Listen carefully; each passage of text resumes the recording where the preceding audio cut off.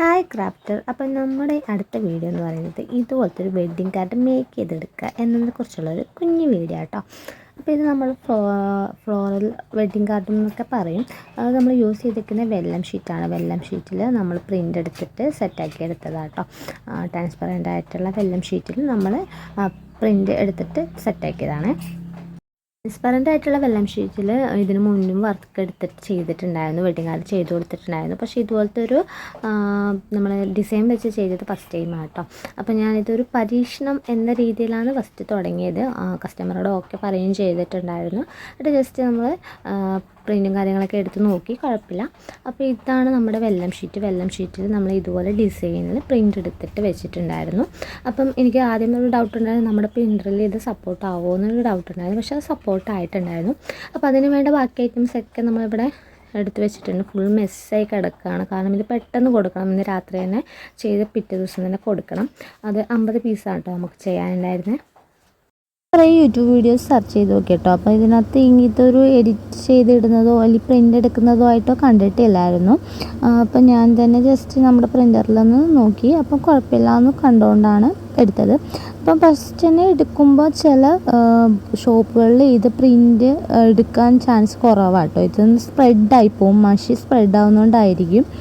അപ്പോൾ ഇത് നമ്മൾ ഡിസൈൻ ചെയ്ത വെല്ലം ഷീറ്റും അതുപോലെ തന്നെ ഇത് ഒറിജിനൽ വെല്ലം ഷീറ്റ് ഇതുപോലെ ട്രാൻസ്പെറൻ്റ് ആയിട്ടൊരു ഷീറ്റായിരിക്കും. നമ്മുടെ ബട്ടർ പേപ്പർ പോലെ ഇരിക്കുന്ന ഒരു പേപ്പർ കേട്ടോ.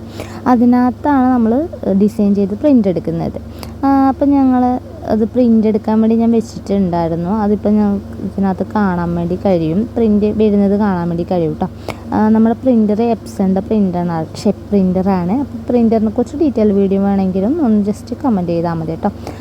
അപ്പോൾ ഇതാണ് കേട്ടോ വരുന്നതുണ്ട്. അപ്പം നമ്മൾ ഇത് വരുന്ന ഉടനെ അത് എടുത്ത് മാറ്റണം. കാരണം അതിൻ്റെ മഷി കുറച്ച് സ്പ്രെഡായി പോകുന്ന മഷി ആയതുകൊണ്ട് നമ്മൾ അടുത്ത ഷീറ്റിലേക്കും അത് വേഗം ആവും. അപ്പോൾ അതൊന്ന് എത്രയും പെട്ടെന്ന് എടുത്ത് മാറ്റിയിട്ട് വേണം അടുത്ത പ്രിൻറ്റിന് കൊടുക്കാൻ വേണ്ടിയിട്ട്. A5-നേക്കാളും സൈസ് കുറവാണ് കേട്ടോ. അതുകൊണ്ട് നമ്മൾ അതനുസരിച്ച് വേണം പേപ്പർ കട്ട് ചെയ്തെടുക്കാൻ. അപ്പോൾ ഞാൻ ഓരോ ഷീറ്റും ഓരോ സ്ഥലത്ത് വെച്ചിട്ടുണ്ട്. കാരണം അല്ലെങ്കിൽ എല്ലാ ഷീറ്റിലും നമുക്കത് സ്പ്രെഡാകും. കണ്ട അതിനകത്തുണ്ട് ഒരു മഷി കണ്ടില്ലേ, അതുപോലെ എല്ലായിടത്തും സ്പ്രെഡായി പോകുന്നുണ്ടായിരുന്നു കേട്ടോ. അത് കഴിഞ്ഞ് നമ്മളിങ്ങനെ കട്ട് ചെയ്ത് വെച്ചിട്ടുണ്ട്. ആ ഒരു ഷീറ്റിന് കണക്കായിട്ട് കട്ട് ചെയ്ത് വെച്ചിട്ടുണ്ടായിരുന്നു.